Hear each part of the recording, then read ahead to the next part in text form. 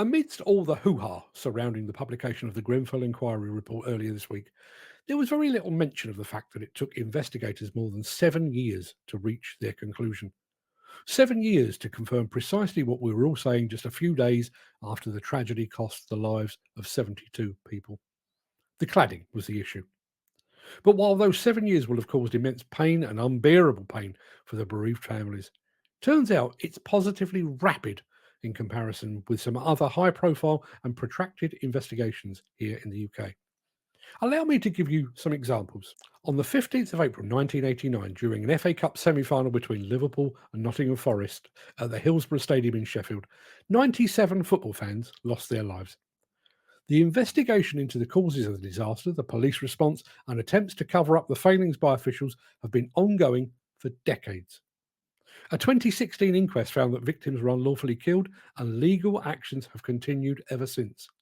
However, despite the findings of unlawful killings, prosecutions against individuals involved have faced significant challenges. Some cases have been dropped, but others remain ongoing 35 years later. Teenager Stephen Lawrence was murdered in a racially motivated attack in London in 1993.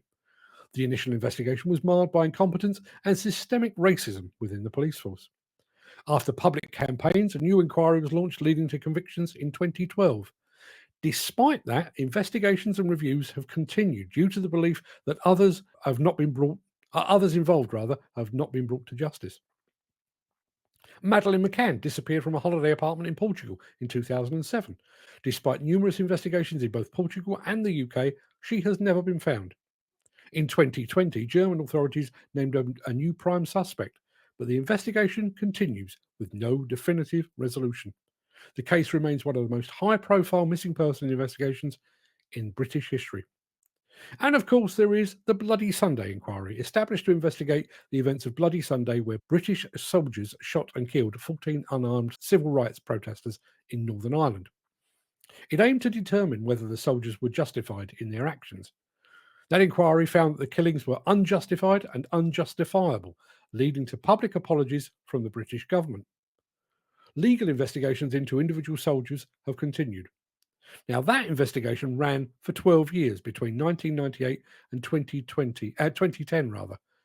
However, the actual Bloody Sunday incident took place in 1972. It took 26 years for the investigation to even begin. Quite why the wheels of UK justice move so slowly is hard to explain. Complex and historical cases like Hillsborough, Grenfell require extensive investigation.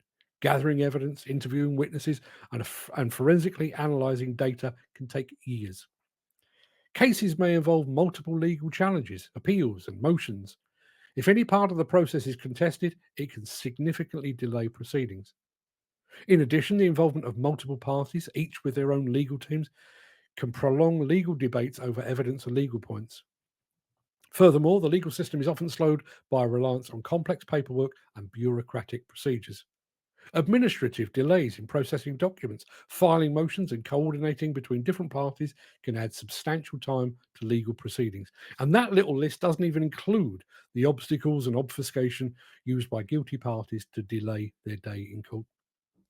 Add to that the lackadaisical approach of the various investigating authorities, and it's little wonder that cases can continue unresolved for decades. It seems that the wheels of justice now turn so slowly that some people may not even live long enough to see that justice served. As the saying goes, justice delayed is justice denied.